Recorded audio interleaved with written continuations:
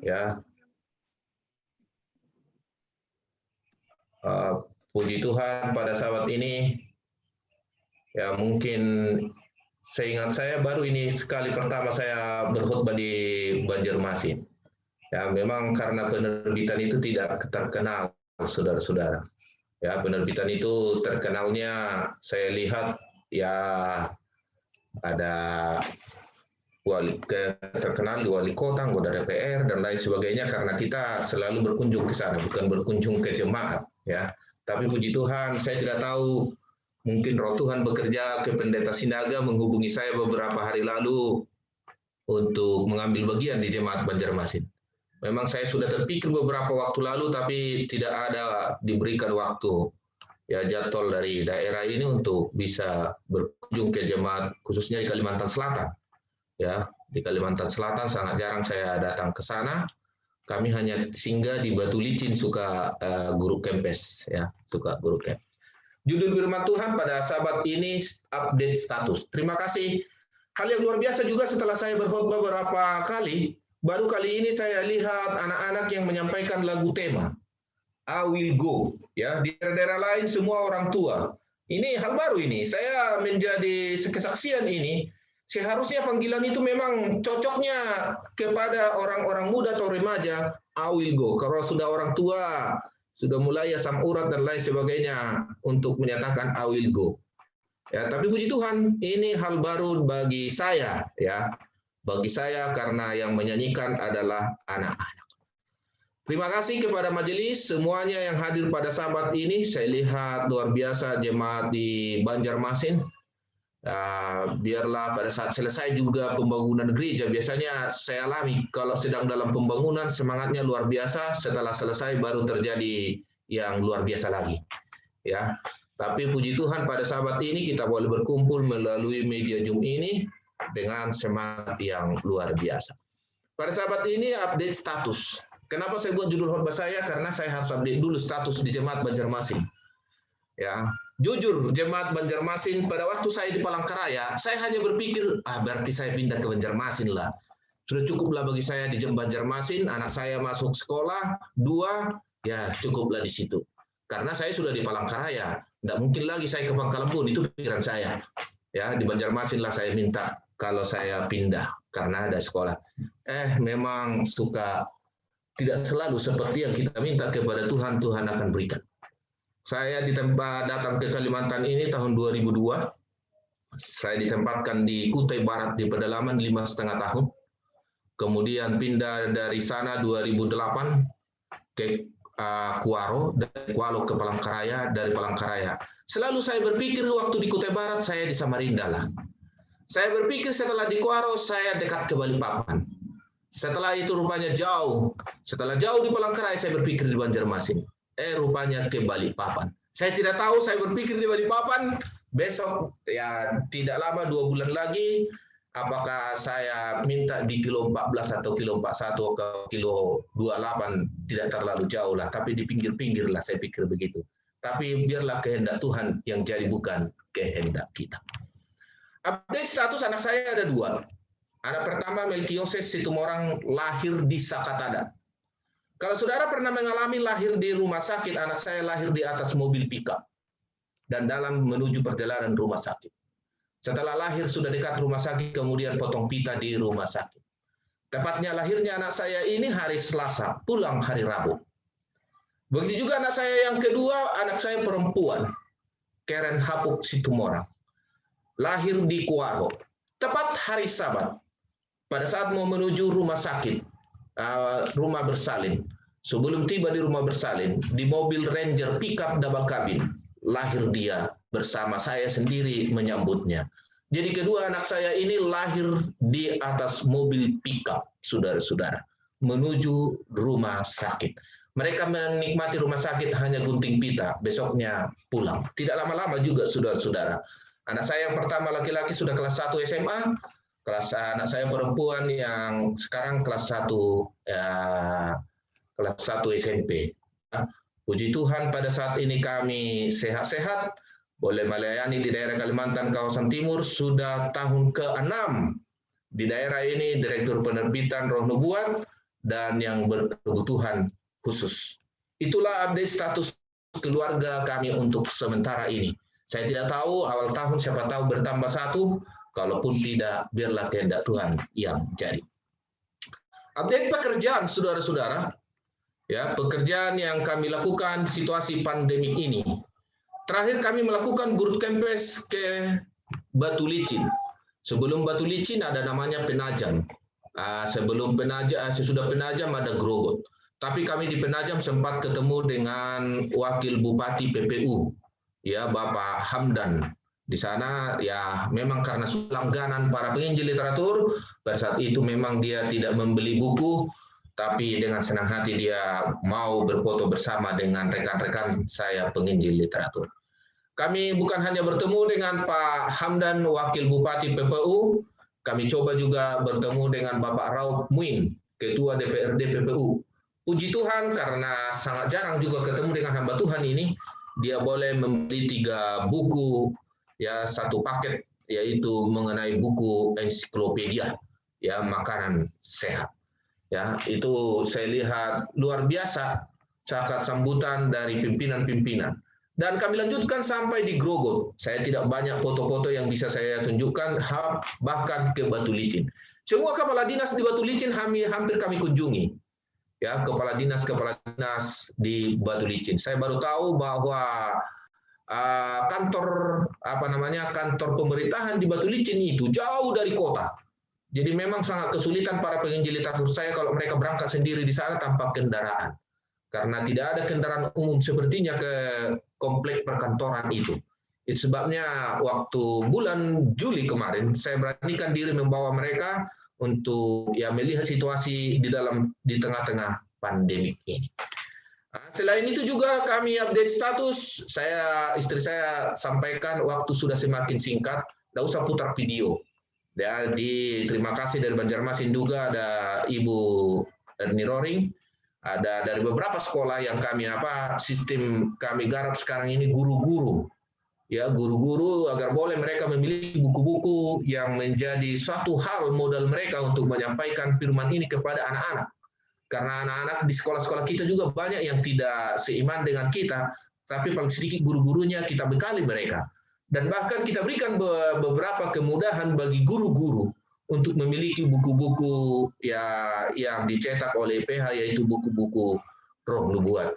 Yaitu dengan segala keterbatasan kita, ya dengan segala kebutuhan mereka kita kasih dengan beberapa kali ya membayar atau diangsur atau dan lain sebagainya, bahasa lain yang lebih mudah agar mereka boleh memiliki buku-buku ini. Itulah kami update status pekerjaan kami di masa pandemik ini. Dan banyak hal lagi yang kami lakukan melalui video, melalui ya status di Facebook, Instagram dan WhatsApp dan lain sebagainya. Tetapi saudara-saudara, saya tidak membutuhkan like atau subscribe. Ya. Karena kalau orang mengupdate statusnya di media sosial, tidak bisa dipungkiri seseorang penulis pasti ingin dibaca tulisannya. Untuk skala paling kecil, unggahan seseorang di medsos juga pasti ingin diketahui berapa orang yang lihat, berapa orang yang membaca, berapa orang yang mengkomentari, berapa orang yang berikan jempol, tanda love. Ada banyak motif orang memposting sambil selalu dicek. Udah berapa orang yang lihat. Rupanya saya tidak pernah cek-cek kalau saya mengupdate status. Yang saya cek itu berapa orang yang memesan bukunya. Ya, pada saat kemarin seseorang mau memesan buku dari Bogor, ya dengan berbagai hal, ya banyaklah pergumulan. Kita kasih harga begini dan lain sebagainya. Itu yang penting bagi saya. Tetapi bagi orang, berapa orang yang memberikan jempol, bentuk love, dan lain komentar yang lain. Itu sebabnya tidak jarang orang memberikan status-status yang nyeleneh, status yang ekstrim, status yang apa. Karena kalau status yang biasa-biasa, coba kita lihat saudara-saudara. Saya coba beberapa teman yang selalu menyampaikan selamat sabar. Ya, puji Tuhan seperti Pendeta Sinaga selalu mengupload kalau di grup kami Renungan Pagi. Ya, saya tidak tahu berapa orang yang mengupload, apakah bisa dilihat atau tidak, berapa orang yang sudah memberikan ucapan terima kasih dan lain sebagainya. Tetapi saudara-saudara, orang lain banyak yang merindukan pada saat dia mengupdate status di medsos, mereka rindu ada komentar, mereka rindu ada bentuk jempol, ada bentuk love, dan bahkan ada orang-orang yang tahu berapa orang yang mengintip, hanya sekedar mengintip. Ya, itu sangat di apa orang. Tapi saya mau sampaikan pada sahabat ini bagi kita saudara-saudara. Ada satu data statistik yang ditulis pada tahun 2006 menunjukkan bahwa penduduk Indonesia yang menjadikan aktivitasnya membaca sebagai sumber informasi hanya 23%. Ya, 23%. Jadi artinya, makanya saya juga sangat jarang kalau renungan itu sudah panjang dibuat di status dan lain sebagainya, sangat jarang saya baca selesai. Tetapi itulah yang terjadi, 23% yang suka membaca. Di tahun 2012 menunjukkan penduduk yang menonton TV berjumlah 91%. Dan yang suka membaca, entah itu surat kabar, entah itu apa, hanya 17,66. Ya, semakin menurun, saudara-saudara. Itu sebabnya pemerintah dari data tersebut, minat baca masyarakat Indonesia dari tahun ke tahun mengalami kemerosotan, bahkan membahayakan, ya, sangat membahayakan. Karena apa? Belum selesai kita baca sudah kita share. Tidak jarang saudara-saudara, banyak saya katakan, mungkin di antara kami juga hamba-hamba Tuhan bisa terseret undang-undang ITE. Karena belum selesai dibaca, sudah dia share. Padahal tidak tahu apa yang menjadi ending daripada tulisan itu. Itulah sangat membahayakan dikatakan di sini. Jika kejadian ini tidak segera diantisipasi, maka akan terjadi kemunduran yang sangat dahsyat bagi peletakan nilai-nilai karakter, kemajuan generasi masa depan. Sedang di sisi lain ditemukan fakta bahwa minat masyarakat terhadap budaya menonton semakin meningkat. Ya, menonton saudara-saudara, menonton YouTube, menonton TikTok dan lain sebagainya. Oh, itu sangat senang sekali masyarakat sekarang. Itu sebabnya di sekolah-sekolah selalu dibuat aturan. Mungkin aturan lah atau syarat untuk masuk sekolah. 3 kemampuan dasar ya yang harus dipunyai oleh anak-anak saat masuk bangku sekolah. Pertama, dia buat di situ harus bisa membaca. 2, bisa menulis. 3, berhitung. Jika 3 kemampuan dasar tersebut sudah dikuasai sebelum masuk sekolah dasar, predikat anak pintar pasti dapat. Artinya ya pasti bisalah dia ikuti sekolah. Ya, dari kelas TK, ada TK kecil, TK besar. Itu sebabnya mempersiapkan mereka bisa mengenal huruf, mempersiapkan mereka bisa menulis, mempersiapkan mereka bisa berhitung 1, 2, 3 dan lain sebagainya. Tetapi kita sebagai umat-umat Tuhan, apa manfaat dari membaca itu?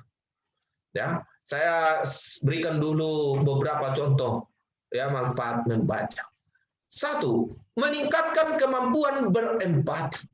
Ya, lihat ini saudara-saudara, saya setelah baca persiapkan ini materi ini luar biasa saudara-saudara. Menurunnya minat membaca masyarakat sekarang ini rupanya bisa juga menurunkan masyarakat sikap ya berempatinya. Di dalam penelitian tahun 2013 yang diterbitkan dalam jurnal Science menemukan bahwa membaca mampu meningkatkan kemampuan memahami perasaan, pemikiran orang lain. Ya. Ini saudara-saudara, saya hanya takut, mungkin pemerintah juga takut, tidak bisa lagi kita memahami, ya, tidak bisa lagi ada kemampuan bagi kita untuk memahami perasaan orang, bahkan pemikiran orang lain. Tanpa ya saya dengar tadi bahwa akan ada majelis jam 2 atau siang ini hari ini. Kadangkala juga di majelis tidak bisa lagi memahami perasaan ya apakah ketua, apakah pendeta, apakah anggota majelis yang lain. Karena apa? Ya mungkin kurang membaca. Ya. Tetapi dengan banyak membaca, kita bisa mampu meningkatkan kemampuan memahami apa? Memahami perasaan orang lain. Yang berikut dikatakan, membaca menurut penelitian tahun 2009 dari Universitas of Success. Ketika kamu duduk dan tenggelam dalam imajinasi dan bentuk pikiranmu sendiri saat membaca buku, hanya butuh 6 menit saja untuk melupakan masalah.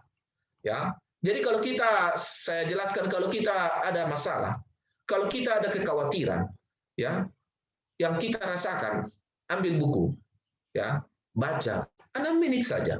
Dibanding kita pergi ke warung atau pergi ke tempat rekreasi atau main game atau mendengar musik, dikatakan membaca buku bisa menurunkan tingkat stres kita, ya, sebesar 68%. Membaca, saudara. Bahkan di dalam satu media, medium.com, membaca secara rutin selama 30 menit sehari. Saya mau sampaikan kepada kita, ambillah waktu 30 menit sehari. Seperti yang dilansir dari medium.com. Terbukti dapat menambah 2 tahun usia hidup Anda. Luar biasa juga ini, saudara-saudara. Ya, itu sebabnya mungkin juga pimpinan kita dari organisasi ini membuat renungan pagi pasti kita membaca, renungan malam pasti kita membaca. Ya, tapi tidak jarang juga pada saat sekolah Sabat yang dibaca baru hari Jumat semuanya dirangkum, ya, atau renungan pagi dirangkum semuanya. Ya, saudara-saudara yang kekasih dalam nama Tuhan Yesus, dikatakan membaca ini dapat memberikan kita umur yang lebih panjang, saudara-saudara. Yang berikut dalam penelitian, ya, yang dalam penelitian yang dilakukan di satu Universitas of Liverpool, ya, menemukan bahwa membaca buku mampu menurunkan tingkat depresi dan meningkatkan kepercayaan diri. Wah, saya pikir juga sekalipun senior hamba Tuhan, senior saya Pak Rameni, untuk menjelaskan sekolah Sabat, pasti beliau baca. Kalau tidak beliau baca sekolah Sabat sepanjang 1 minggu ini, pasti tingkat kepercayaan dirinya untuk menjelaskan pasti turun. Tapi kalau kita sudah membaca, tingkat kepercayaan diri kita untuk menyampaikan akan lebih meningkat, saudara-saudara. Beda dengan orang yang tidak membaca. Sama seperti Pak Silitonga tadi yang memimpin acara. Kalau tidak dia persiapkan hari-hari sebelumnya, berita mission itu koordinasi dengan cucunya, saya pikir tingkat kepercayaan diri tidak akan seperti itu. Tetapi karena sudah dibaca, dilatih berkali-kali, tingkat kepercayaan diri kita akan meningkat. Yang berikut berdasarkan penelitian tahun 2013, ya, di satu Universitas Medical Center, orang yang rajin melakukan aktivitas otak seperti membaca dan menulis cenderung punya ingatan kuat bahkan saat usia mereka sudah tua. Ya, makanya orang-orang tua kita yang sudah berusia lanjut sekarang ini ingatan mereka luar biasa. Ya, luar biasa. Saya tidak tahu Pendeta Sinaga masih ingat betul, saya pikir ingat betul ya Pendeta H.E. Sinaga. Kalau saya ketemu dengan Pendeta H.E. Sinaga, dimanapun, kapanpun, bahkan dia sudah sakit pun beberapa tahun lalu, kami ketemu di Balikpapan, dia langsung bilang, Pendeta Williams, itu orang. Ingat betul nama saya selalu. Apakah nama saya? Rupanya orang lain juga selalu dia ingat. Karena memang saya lihat dia suka membaca. Sekalipun sudah tua, ingatan itu akan kuat kalau kita suka membaca. Apa yang terjadi? Masih ingat saudara-saudara video ini? Ada yang ingat video ini? Video ini kita putar sebentar sedikit aja supaya kita dengar sendiri. Kalau kedengaran ya. Makannya itu cuma ikan saja makanan. Aldi, gimana ceritanya Aldi menyemangati diri sendiri 49 hari, iya saya masih bisa nyari pertolongan dan percaya bahwa Tuhan masih tolong dan saya bisa kembali ke keluarga. Apa yang membuat Aldi percaya dan gak putus asa 49 hari? Buat saya percaya karena saya selama hanyut itu saya baca Alkitab, sering berdoa, menyanyi lagu rohani. Kan saya sebelum naik rakit dari rumah sudah bawa Alkitab. Jadi di langit ada Alkitab. Selama hanyut itu baca Alkitab, menyanyi lagu rohani, sempat berdoa. Itu yang dilakukan dan menguatkan Aldi ya? Iya. Ya, terima kasih. Saya pikir kita masih ingat ini beberapa waktu lalu yang bernama Aldi Penjaga Rakit. Ya, penjaga rakit yang telah terdampar di lautan 49 hari. Ya, rupanya hamba Tuhan ini seorang Kristen. Ya, saya tidak tahu menjadi pelajaran penting juga bagi saudara dan saya. Apakah kita selalu membawa Alkitab kita dan buku lagu kita? Ya, mungkin juga ya dia tidak membawa buku lagunya, yang dia bawa Alkitabnya. Saya bisa bayangkan dia menyanyi seperti apa 49 hari. Ya pasti lagunya banyak yang tidak habis sampai ayat terakhir. Lagunya setengah-setengah. Karena saya juga kalau menyanyi tanpa buku lagu, paling setengah-setengah atau hanya sebentar-sebentar dari lagu itu. Tetapi ini dia saksikan saudara-saudara, semua orang menonton ini. Apa yang menjadi menguatkan Anda 49 hari tidak melihat daratan? Dia bilang membaca. Ya. Saya berpikir dia sudah putus harapan 49 hari saudara-saudara. Di laut lepas. Tidak ada pertolongan yang bisa dia lakukan. Tetapi dia katakan dia hanya membaca, menyanyi, berdoa. Saya tidak tahu saudara-saudara situasi kita masing-masing pada saat pandemi ini. Apa yang kita lakukan sementara hanya di rumah? Kemana-mana takut kita saudara-saudara. Tetapi di sini Aldi yang disampaikan dalam video ini, dia selalu membaca, bernyanyi, dan berdoa. Ada satu kuasa yang luar biasa yang dia dapatkan. Setelah 49 hari di laut lepas, pertolongan pun datang. Dan dia mampu bertahan 49 hari. 49 hari tidak sebentar, saudara. 1 bulan lebih.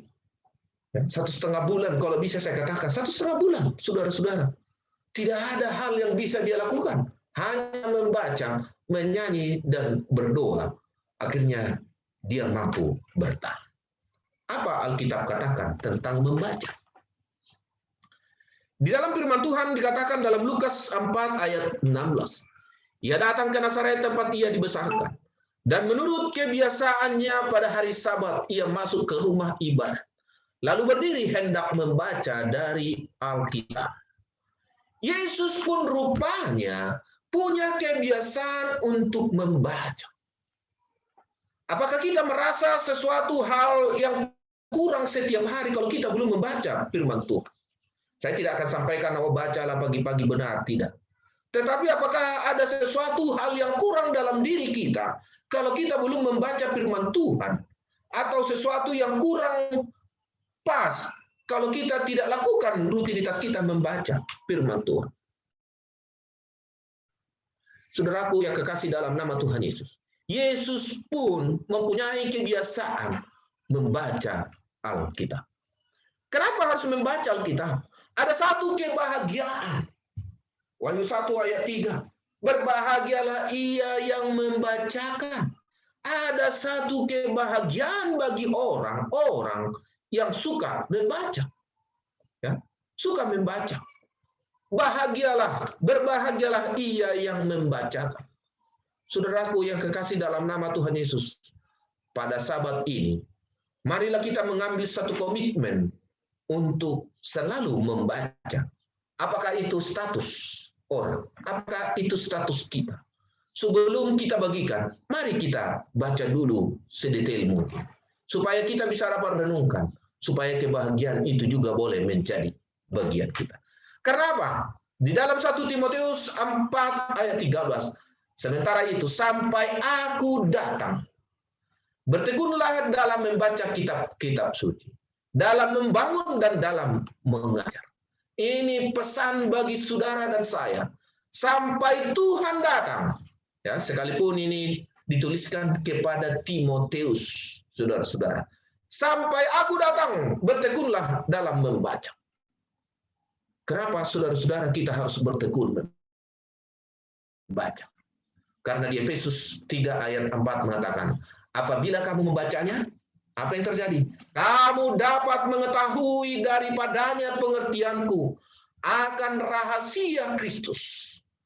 Dari banyak membacalah kita bisa mengetahui tentang bagaimana persahabatan, bagaimana kita lebih dekat kepada Tuhan, bagaimana kita mengerti tentang Yesus Kristus. Ada satu rahasia. Sekalipun masing-masing kita, saya yakin ayat inti kita semua hafal. Ya. Ayat inti kita semua hafal yang dapat mengajar, mendidik dan bahkan mempersiapkan orang dalam perbuatan baik. Masing-masing kita hafal. Tapi setiap kali kita membacanya, setiap kita kali merenungkannya, ada suatu pengertian rahasia bagaimana kita dekat dengan Yesus Kristus. Saudaraku yang kekasih dalam nama Tuhan Yesus, dikatakan di dalam buku Pedoman Kependetaan, dengan membaca Anda mendapat informasi tentang persahabatan dengan Allah. Ya. Dengan membaca Anda, saya mendapat informasi tentang bersahabat dengan Allah. Jangan paksakan kesaksian orang menjadi kesaksian kita. Persahabatan orang dengan persahabatan kita. Tetapi biarlah kita dengan membaca, kita mendapat informasi, kita membangun persahabatan dengan Allah. Seharusnya diusahakan membaca Alkitab atau bahan bacaan yang mencakup buku-buku rohani. Karena apa, saudara-saudara? Dikatakan dalam buku Pena Inspirasi, jika keselamatan Tuhan ada bersama-sama dengan orang yang menuliskan kertas-kertas tersebut, maka roh yang sama akan dirasakan oleh pembaca. Itu sebabnya kita harus memilih buku mana yang harus kita baca. Apakah itu membawa kita dekat kepada Tuhan? Karena jika keselamatan Tuhan ada bersama dengan orang-orang yang menulis kertas-kertas tersebut, maka roh yang sama akan dirasakan oleh pembaca. Makanya kalau kita ambil waktu kita sejenak membaca buku Pena Inspirasi, buku Alkitab kita, roh yang sama yang menuntun mereka akan menuntun saudara-saudara yang membaca. Saya yakin dan percaya pada sabat ini, pada saat kita mengupdate status kita, marilah kita baca lebih dahulu semua yang kita update. Yang kedua, menulis. Ini saya persingkat karena sudah tinggal beberapa menit lagi jam 12. Tujuan menulis. Kenapa saudara update status, menuliskan status saudara-saudara?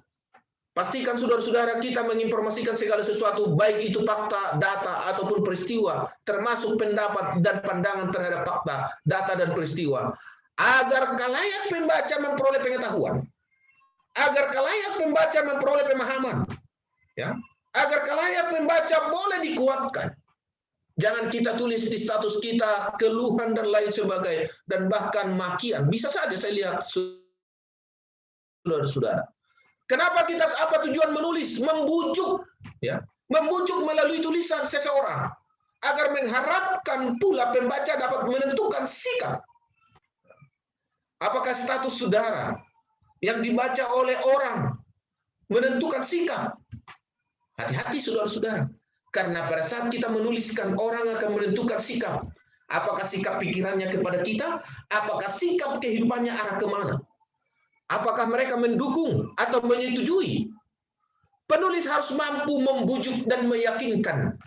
Biarlah status kita update, kita mampu membujuk dan meyakinkan orang dengan menggunakan gaya bahasa persuasif kita. Pastikan saudara-saudara agar tulisan kita itu boleh membujuk orang dengan baik. Yang berikut dikatakan, bila mana kita mengupdate status kita, apakah status itu mendidik? Ya, yang kita tuliskan itu mendidik orang. Ya, saya lihat beberapa orang teman-teman yang mendidik saudara-saudara. Melalui membaca hasil tulisan, wawasan pengetahuan seseorang terbuka, semakin bertambah, semakin cerdas, ada ide-ide baru. Ya. Ini saudara-saudara. Supaya setiap orang yang membacanya mempunyai ide baru. Ya, saya tidak katakan inspirasi, tapi pada sini kita ada ide baru. Diambil dari tulisan kita pada saat dibaca orang. Atau bahkan jangan sampai sebaliknya. Yang keempat, apakah tulisan yang kita tuliskan di status kita memberikan hiburan, ya, hiburan kepada orang yang membacanya, atau bahkan bersikap hal yang lain? Oke lah, saya menyampaikan turut berduka cita. Tetapi pastikan saudara-saudara, pastikan apa yang kita baca, apa yang kita tuliskan. Itu sebabnya saudaraku yang kekasih, manfaat tulisan mengubah keyakinan pembaca, menanamkan pemahaman sesuatu terhadap pembaca, merangsang proses berpikir pembaca, menyenangkan atau menghibur pembaca, memberitahu pembaca, memotivasi pembaca. Itulah kalau kita mengupdate status kita. Pastikan saudara-saudara, hal ini terjadi. Jangan sebaliknya, pastikan. Sekarang Allah telah mengupdate statusnya kepada saudara dan saya. Yang pertama, inilah status yang diupdate oleh Allah. Allah memberikan Alkitab kepada kita untuk mengajar kita tentang dirinya dan tentang rencana penyelamatannya yang kekal bagi manusia di dalam Yesus Kristus. Di dalam Yohanes 20 ayat 29 sampai 31 kata Yesus kepadanya, karena engkau telah melihat aku, maka engkau percaya. Ini kepada murid-murid. Berbahagialah mereka yang tidak melihat namun percaya. Memang masih banyak tanda lain yang dibuat Yesus di depan mata murid-muridnya yang tidak tercatat dalam kitab ini. Tetapi semua yang tercantum di sini telah dicatat. Lihat ini saudara-saudara, semua yang tercantum di sini telah dicatat. Apa yang Anda tuliskan, Yesus tuliskan, dikatakan di sini, semua dicatat supaya apa? Yang Yesus catatkan, yang Yesus tuliskan supaya kamu percaya. Dia mengupdate statusnya di dalam Alkitab supaya orang yang membacanya percaya bahwa Yesuslah Mesias, anak Allah. Supaya kamu oleh imanmu memperoleh hidup dalam namanya. Apakah pada saat kita mengupdate status kita, orang mempercayai kepercayaan kita? Apakah mereka memperoleh iman dari iman kita? Yesus memberikan hal yang sama. Semua itu dicatatkan dalam Alkitab supaya setiap orang yang membacanya memperoleh kepercayaan dan iman. Yang kedua dikatakan dalam buku Roma 15 ayat 4. Sebab segala sesuatu yang ditulis dahulu telah ditulis untuk menjadi pelajaran bagi kita. Allah memberikan tulisan dalam Alkitab untuk supaya menjadi pelajaran bagi kita. Supaya kita teguh berpegang pada pengharapan oleh ketekunan dan penghiburan dari kitab suci. Allah rupanya menuliskan dalam statusnya di dalam Alkitab supaya kita yang membacanya teguh berpegang pada pengharapan, bertekun dalam penghiburan. Saudara-saudara, masing-masing kita pada saat kita mengupdate status kita, apa yang kita lakukan? Ya. Apa yang kita lakukan? Apakah itu menguatkan? Apakah itu menghibur? Apakah itu menjadi satu pengharapan bagi kita? Tetapi Allah lakukan untuk mengupdate statusnya agar kita boleh dikuatkan. Saudaraku yang kekasih dalam nama Tuhan Yesus,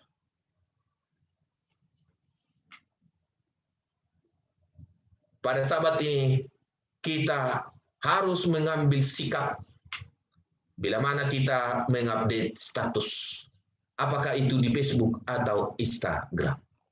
Apa yang Yesus lakukan juga di dalam 1 Korintus 10 ayat 11. Semuanya ini telah menimpa mereka sebagai contoh dan ditulis untuk menjadi peringatan. Jadi status yang dicatatkan menjadi peringatan bagi kita yang hidup pada waktu yang akan datang, waktu di akhir zaman. Ya, karena kita saudara-saudara, saya melihat Facebook kadangkala 5 tahun yang lalu juga bisa diingatkan kita kembali. Beberapa tahun yang lalu yang kita buat di status kita diingatkan kembali. Oh, setelah 5 tahun genap, 1 tahun genap. Yesus menuliskan ini sebagai contoh bagi saudara dan saya untuk peringatan bagi kita yang hidup pada waktu di mana zaman akhir telah tiba.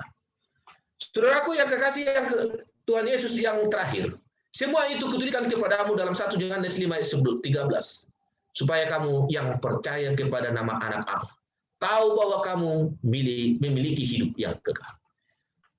Tuhan menuliskan itu di dalam kitab supaya setiap orang yang membacanya tahu bahwa kita ini boleh dapat memiliki hidup yang kekal. Saya mau sampaikan satu kutipan. Kitab Alkitab ditulis bukanlah hanya untuk kaum sarjana. Ya, bukan kaum sarjana. hanya untuk kaum sarjana, tapi bagi kita semuanya. Jangan biarkan hanya pembicara yang membaca Alkitab. Saya lihat saudara-saudara sekarang ini kita mudah mengundang pembicara. Tetapi saya takut hanya pembicara yang membaca, kita tidak pernah membaca. Tetapi Alkitab itu dirancangkan untuk orang banyak. Ya. Untuk semua kita. Itu sebabnya kesempatan ini jangan kita luangkan.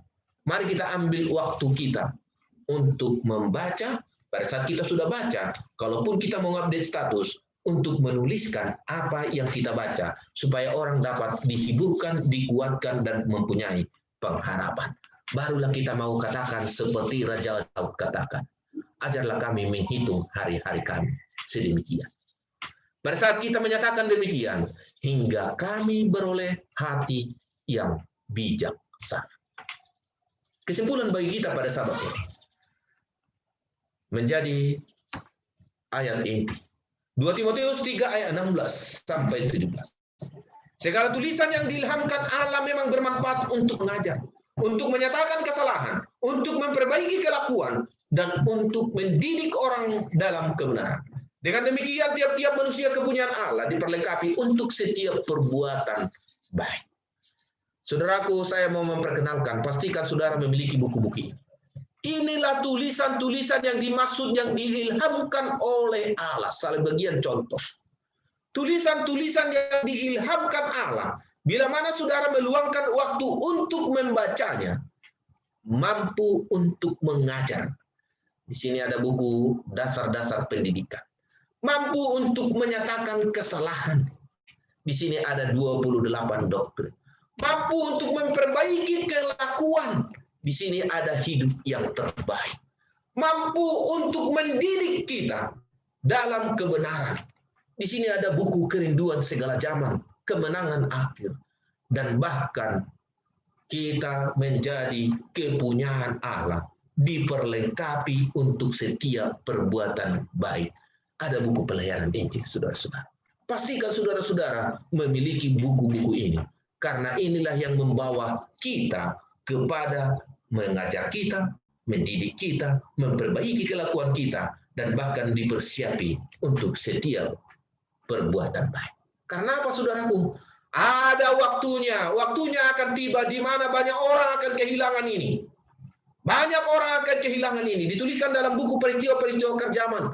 Akan sulit, saudara-saudara, untuk menemukan buku-buku yang diilhamkan oleh Allah. Mungkin juga pada waktu yang akan datang, saya membaca beberapa artikel, dengan beberapa waktu yang akan datang, bahkan Alkitab pun akan sulit. Karena apa? Orang sudah jarang membawa Alkitab ke gereja yang hard copy seperti ini. Sangat jarang, saudara-saudara. Dengan sendirinya, kalau orang menyatakan, oh pendeta, sekarang dunia ini dunia digital. Artinya, bila mana percetakan sudah tutup, berarti kita tidak akan temukan lagi Alkitab yang seperti ini. Saudaraku yang kekasih dalam nama Tuhan Yesus yang terakhir, masing-masing sekarang haruslah menyelidiki Alkitab bagi dirinya sendiri. Dengan bertekun di hadapan Allah, dengan kerendahan hati, dengan hati yang mau diajar seperti seorang anak. Dan jika dia mau mengetahui apakah yang diminta oleh Allah daripadanya. Masing-masing sekarang haruslah kita menyelidiki Alkitab bagi diri kita sendiri dulu.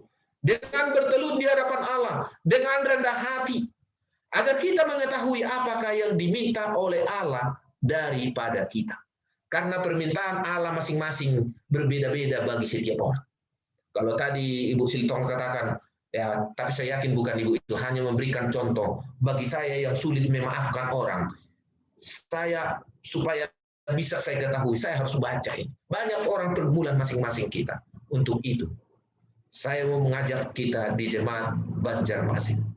Mulai sekarang, pastikan ambil waktu. Kalau ada penelitian tadi mengatakan 30 menit, setengah jam satu hari, boleh menambah umur. Pastikan 30 menit itu boleh menjadi bagian Tuhan dengan membaca firman-Nya. Semoga Tuhan memberkati kita semuanya pada saat ini. Amin.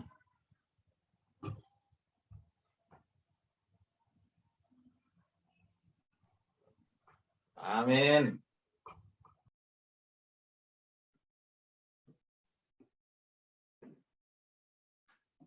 Terima kasih.